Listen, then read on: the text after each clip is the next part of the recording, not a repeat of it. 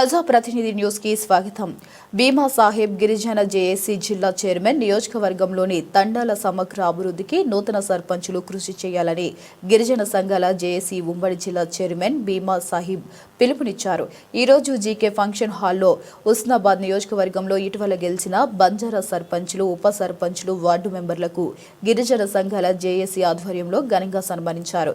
గిరిజన సంఘం రాష్ట్ర నాయకుడు శివరాజ్ అధ్యక్షతన జరిగిన సమావేశంలో గిరిజన సంఘాల జేఏసీ ఉమ్మడి జిల్లా చైర్మన్ భీమా సాహెబ్ మాట్లాడుతూ రానున్న కాలంలో బంజారా సర్పంచులు తండాల అభివృద్ధికి విషయాల్ని రాజకీయంగా మరింత ఎదగాలని పిలుపునిచ్చారు.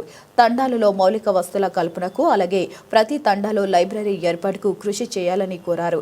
ఈ కార్యక్రమంలో అక్కన్నపేట కాంగ్రెస్ పార్టీ మండల అధ్యక్షుడు జంగపల్లి ఐలయ్య పాల్గొని ప్రసంగించారు.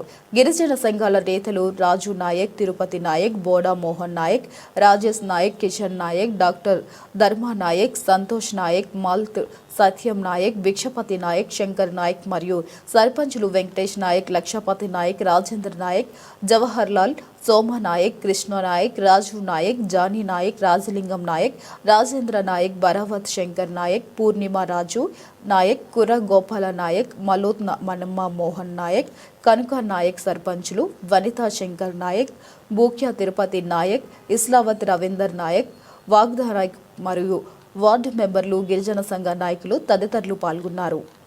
రాజకీయ వెంకటేష్ అందరూ నేర్చుకొని ఇవాళ తండాలలో మళ్ళీ మా సొంత ప్రజల అభివృద్ధికి, మా తండాలు గ్రామాల అభివృద్ధికి నడుము కట్టాలని ఇవాళ వచ్చినందుకు చాలా సంతోషంగా ఉంది.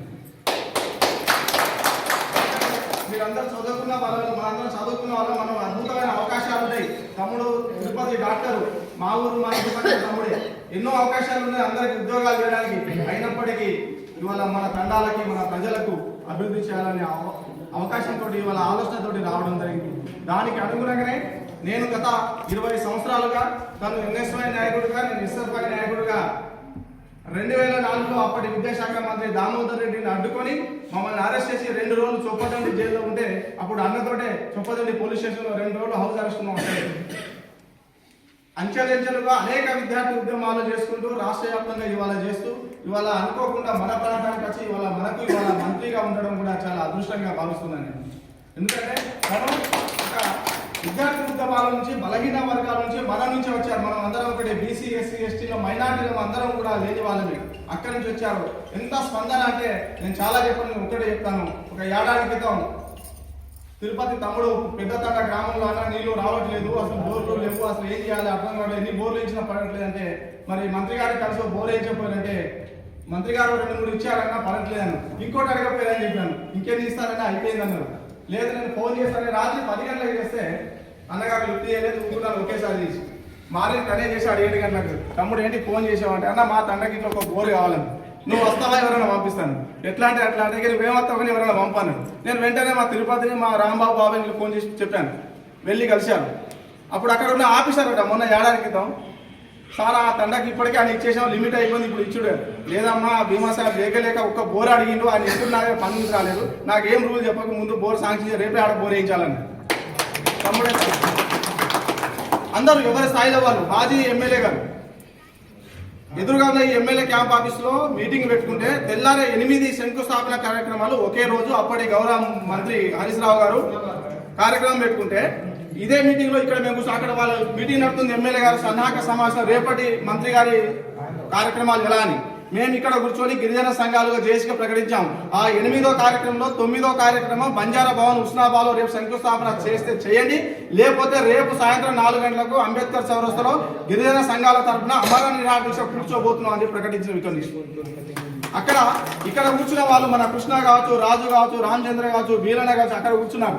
అక్కడ మాకు ఫోన్లు చేసి, తమ్ముడు మీరు ఆ పని చేయకండి, మేము ఎమ్మెల్యేతో మాట్లాడుతున్నాం, కలెక్టర్ గారితో మాట్లాడుతున్నాం, మంత్రి గారితో మాట్లాడుతున్నాం, మీరు ఇక్కడ రండి అంటే 4 గంటలకు మేము వెళ్ళాం. మరి షెడ్యూల్లో లేదు, కలెక్టర్ గారు ఒప్పుకోరు. ఎలా అంటే అప్పటిదప్పుడే రాత్రి షెడ్యూల్లో పెట్టించి తెల్లారి మనం బంజారా భవన్ శంకుస్థాపన చేస్తే ఈ రోజు ఇవాళ మన కార్యక్రమాలు ఇవాళ మనం అందరం ఉమ్మడిగా అక్కడ ఉంటున్నాం.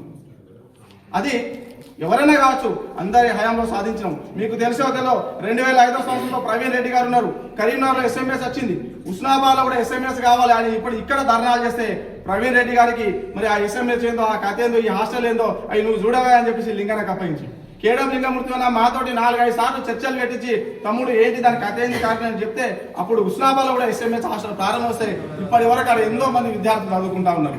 దానికి మన భిక్షపై సారే కాలకాలిక వార్డెన్గా ఉండుకుంటూ వస్తున్నారు అన్నట్టుగా.